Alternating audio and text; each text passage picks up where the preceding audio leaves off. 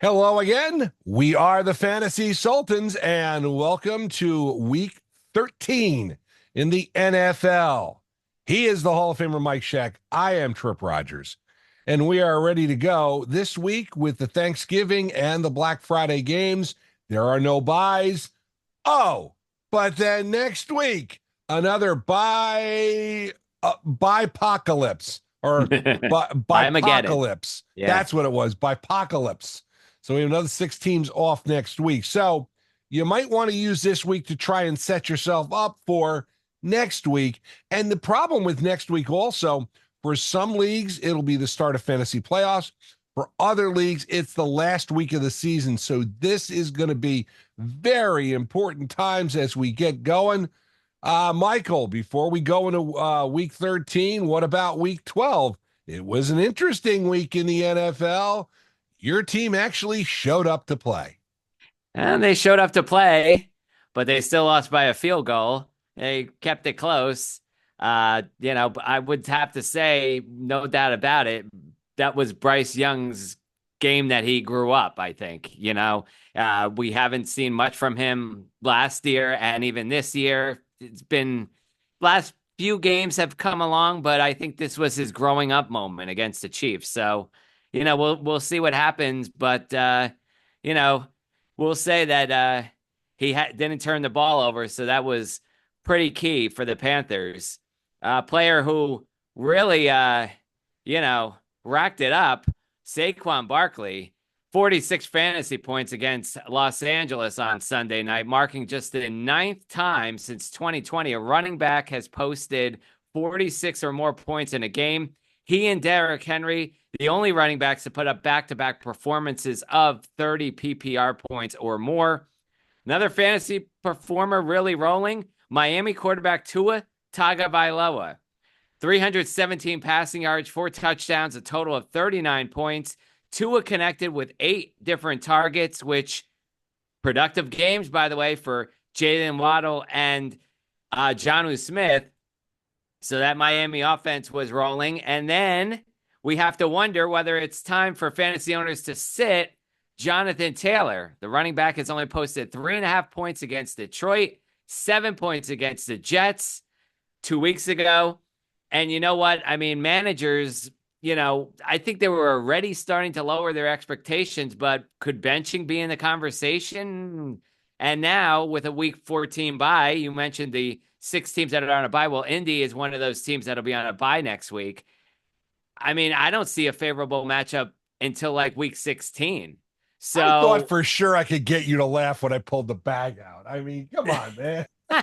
I thought for sure I could get you laughing with the bag. Put out the bag. I like it. Oh, yeah. I'm sorry I interrupted your comment about the week 14 bye with the Colts. Yeah, you are correct.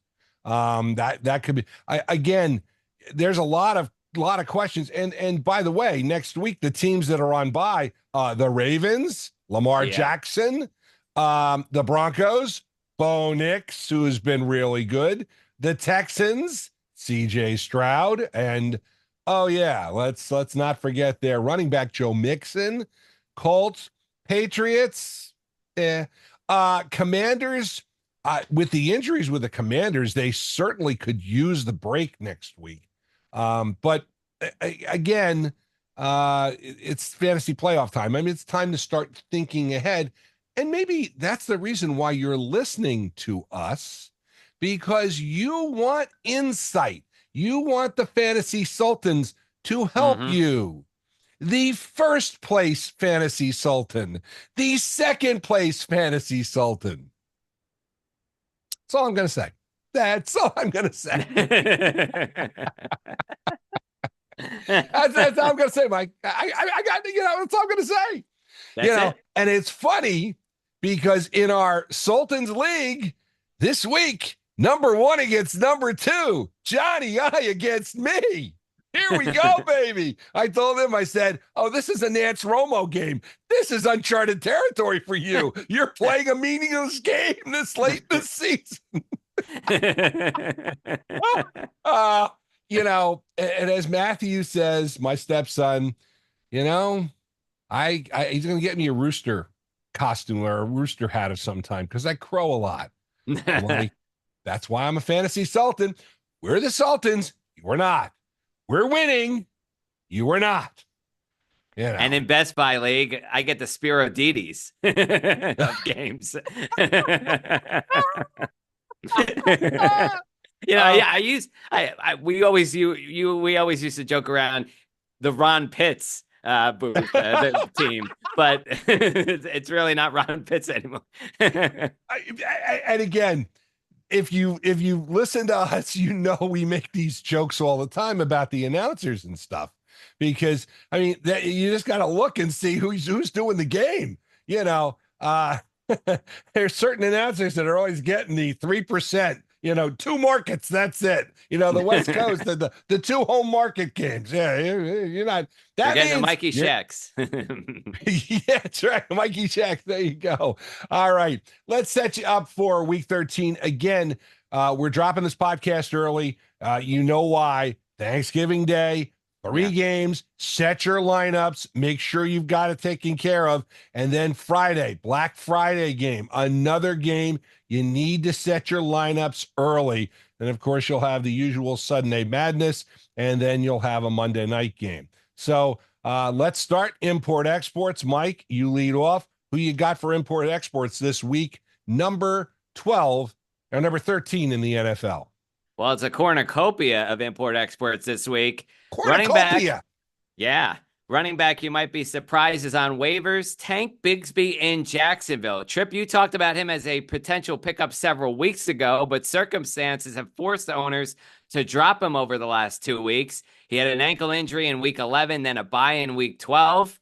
He should be back in the lineup this week, and you can't forget about his stats. He averages 5.5 yards a carry on the season, 4.33 yards after contact, forced 27 missed tackles on 95 rush attempts.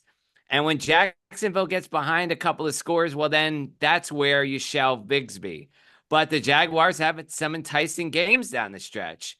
They have Houston at Tennessee. They're home against the Jets, at Las Vegas, another one against Tennessee, and then at Indianapolis. So could be a player that you want to pick up and definitely could find that diamond in the rough. All right, got 2 wide receivers to choose from that you could put in the flex this week, or at least a wide receiver 3. Tennessee's wide receiver, Nick Westbrook-Akine. Akine found the end zone for the 6th time this season. He only had 2 catches for 48 yards, but increased his fantasy value with that touchdown.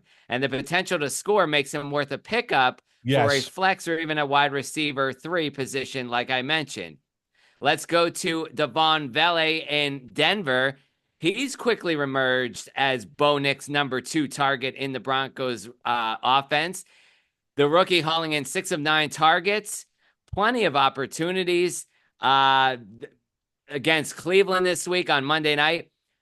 He only had 1 less target than Courtland Sutton and fewer catches than Denver's top pass catcher. So, he's a player that you want to pick up. Now, if you need a quarterback, because Joe Burrow, Kirk Cousins, and Brock Purdy, they don't have favorable matchups this week, or we talked about the Week 14 buys, you may want to pick this player up, use him down the stretch. You could use him on Thanksgiving Day, Cooper Rush. Now, Tripp, we said last week, this guy stinks. I mean, going into last week, he stinks. He's not the answer for the Cowboys. Well, what a game last week he had. I would say he earned the starting performance to be definitely a viable starter. Touchdown passes, 2 of them against the Commanders, 247 yards, and he has thrown over 600 the past 2 weeks. Not to mention, he has some friendly matchups ahead. Thanksgiving Day against the Giants, home to Cincinnati, at Carolina, and home to Tampa Bay. So he's a quarterback that you could use in a situation where your starter isn't in a favorable matchup, or maybe you're in a 2 quarterback league. May want to pick him up. All right, exports. Miami running back Raheem Morris. He's splitting work with Devon Achane last year, but Mostert has now become strictly a backup, and he's become backup duty with the much younger and explosive Jalen Wright. Mostert, I don't think, is worth a roster spot.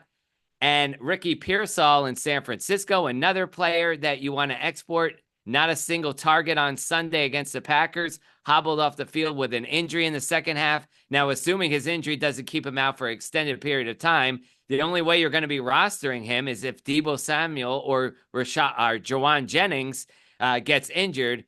49ers, they face a tough pass defense this week. And I can't imagine there's going to be significant production coming out of the wide receiver position, especially Ricky Pearsall. So I would say send him to waivers. Well, again, Pearsall was a nice story because he had gotten shot. Yeah. But, again, and the 49ers were hurting for a while there. But now I don't trust that 49ers offense. And again, Brock Purdy missed last week's game. That could be one of the reasons why they did not look that good. Purdy may be back, but they say he's got some shoulder issues. And it's bad when they're talking about Daniel Jones signing with the 49ers. It's bad. I'm sorry. Where's the bag? I got to put the bag back on my head. All right. I'm going to start with a couple exports. First off, tight end Dalton Schultz from the Texans. The problem is he's had 0 touchdowns this season, 2 catches in week 12. And the problem is with Nico Collins healing up, his opportunities are going to be less and less. Also, keep in mind, Houston has that week 14 bye to deal with. So if you got Schultz on your roster, hopefully you've got another tight end, but get him off of there. He is dead weight. Also, and I know this is going to hurt you, my friend, Jonathan Brooks. Mm-hmm. The problem is you held on to him all year. You drafted him. You said, okay, he's going to play. He's going to play. He's going to play. He's going to play. He's going to play. He's going to play. He finally played. The problem here is that Chuba Hubbard has emerged as the man in this Panthers backfield.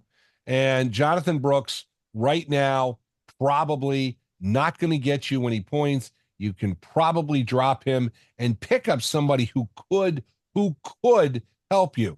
Now, who could that be? You're asking yourself, hey, Tripp, can you enlighten me? Well, I'm not the Hall of Famer like Mike Scheck, but I do have some ideas. First of all, running back for the Commanders, Jeremy McNichols. The Commanders' backfield is in a bit of a problem right now. No Austin Eckler probably this week. Brian Robinson Jr. may not play against Tennessee. McNichols, by virtue of the fact he's the last one left standing, he's a guy you're probably going to want to grab, and he is available in a lot of leagues. I'm also going to flip to Mike's team, the Hall of Famers, Carolina Panthers. Adam Thielen, still available. You need a wide receiver. Bryce Young played much better, and Thielen was looking good, and they draw Tampa Bay for week 13. Tampa Bay, well, looked like world beaters last week. Everybody who plays in New York Giants is world beaters. Okay. And then another import I want to mention, and you kind of tipped it off, but if you're looking for a streaming defense, think about this. Dallas Cowboys play the Giants this week. They also have, and you mentioned their schedule going forward, they've got a couple of nice matchups. The Dallas defense, if it's available in your league, and probably it is, that would be somebody to pick up, especially if you need a streaming defense. And again, keep in mind, 6 teams on bye, week 14. If you have one of those defenses, you're going to need someone.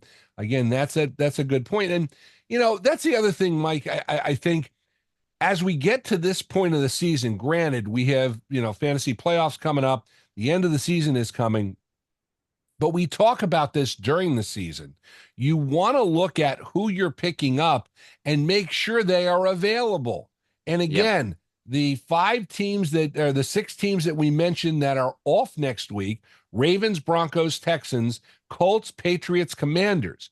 You don't necessarily want to pick up a player on those teams because you're going to be in the same position you're in this week. Remember, there are no buys this week. Everybody's playing. So if you got a guy on the bench, it's on the bench for a reason, or it could be a matchup situation. But remember, and I know I'm kind of contradicting myself because I talked about Jeremy McNichols for the Commanders. But again, the Commanders have to have somebody run the ball. Have to. So there's your guy who can run the ball. Would you agree or not agree with me? Would definitely agree with you. How about we do a little bit of fun though here with Thanksgiving approaching? Turkey gets a lot of attention, but in a recent survey, 56% of people say they prefer the side dishes instead of turkey. So I agree. why don't we keep the import export theme rolling and talk about the side dishes we love or don't love? I'll start it off and say I'm importing stuffing, cornbread or sausage in it. Definitely adds a nice touch. I'm also importing sweet potatoes. I think they're underrated to the mashed potato and make them a little sweeter with a little brown sugar, butter, and maple syrup. Also, a big staple in my family's house for years was the relish tray. We always did that before a meal. The big meal, of course, sweet pickles, black olives, little roasted peppers, and celery sticks with paprika. That's a nice way to start off the Thanksgiving meal. And then the export, not a fan of butternut squash. Bland Yeah. tasting, too soft in texture, No. and I think it really needs an acquired taste. So, I'm not overall, I'm not a big fan of pumpkin either, and squash lands in that same family, so not a fan of butternut squash. Okay, I'm going to import mashed potatoes and gravy. I'm sorry. That's a great side. That's it. And I know this is going to sound really lame, but in terms of mashed potatoes, I like the instant ones. I really Yeah, do. I'm not a Yeah. big spuds guy, Right. mash them up. No, I'm a big instant guy. But I'll take my spuds, I'll take my gravy too. Also, import green bean casserole. Oh, I'm the one charged with making it, by the way. So I Okay. make that All every right. year when we do it. I love that. And of course, what would Thanksgiving? Cranberry sauce, jellied, not whole berry, Yes. import, most definitely. Gotta have it. And of course, I'm going to import. I think it goes without saying we're importing turkey. I mean, that goes Oh without yeah, we're saying. importing that. But Oh yeah. but also import pumpkin pie. Cool Okay. Whip. All right. Cool Whip. Gotta Nice. love it. Actually, I prefer some some pumpkin pie with my Cool Whip.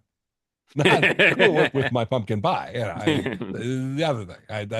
That's a good one. I like that. That was great. Hey, listen, we have a little fun on this show, but we also get you set. Week 13, again, no buys this week. Next week, you've got another 6 teams on bye. And of course, we'll be back. We'll be back. We'll drop the episode our normal time, which will be next Thursday. This was a Thanksgiving special. And from our family to yours, happy Thanksgiving. Hall of Famer. We'll Hey, have the hey, whole hey, hey, the, hey, hey. the Hall of Famer is Baker. going to have Baker. Hey, hey, the Hall of hey. Famer will have a Hall of Fame Thanksgiving. Yes. I am not, so I would just have a regular Thanksgiving. We all have a Hall of Famer Thanksgiving. Listen, if you want to reach out to us, you can do so. And all you have to do is email the Fantasy Sultans at gmail.com. Don't forget about my other podcast, Tripp's Take. And by the way, this week on Tripp's Take, we'll relive that Magic episode. I think I've talked about it on the air where Tripp goes on The Price is Right, because it was on this week in 1956 that The Price is Right debuted. I'm going to tell that story for Thanksgiving. It's story time with Uncle Tripp. And of course, you can find it the same spot you find this podcast on Spotify for podcasters and YouTube. Like the music of the 60s, 70s, and 80s, you got to listen to WTRSradio.com. And Thanksgiving, a tradition, Alice's Restaurant, the owner of the restaurant, who was the model, or I should say the subject of Alice's Restaurant by Arlo Guthrie, just passed away last weekend. So it is kind of special to be the first Thanksgiving without her. And Arlo Guthrie will play at 9 and 5 on WTRSradio.com. Again, we hope you enjoy your feast. Again, use our import exports for your side dishes wisely. Okay. But I'm going to go with you on the butternut squash. No. No. Oh, and now that I think about it, My mother-in-law used to have oh, I had it in my mind and I can't stand it. And well, some esoteric vegetable I can't stand. And I'll think about it as soon as we finish this podcast. You do realize that. Well, we'll talk about it next week if you Well, yeah, remember. we'll talk about it next. No, that's going to make this is going to make our Festivus airing of fantasy grievances. The fact that Tripp cannot remember these things. Tripp's getting old. That'll make the fantasy. If I remember to put it on the fantasy Festivus. He is the Hall of Famer Mike Scheck. I'm Tripp Rogers. We're going to help you win your fantasy league. We're getting down to the nitty gritty. Playoffs are upon us. We're going to get you home. We are the Fantasy Sultans. And you are not.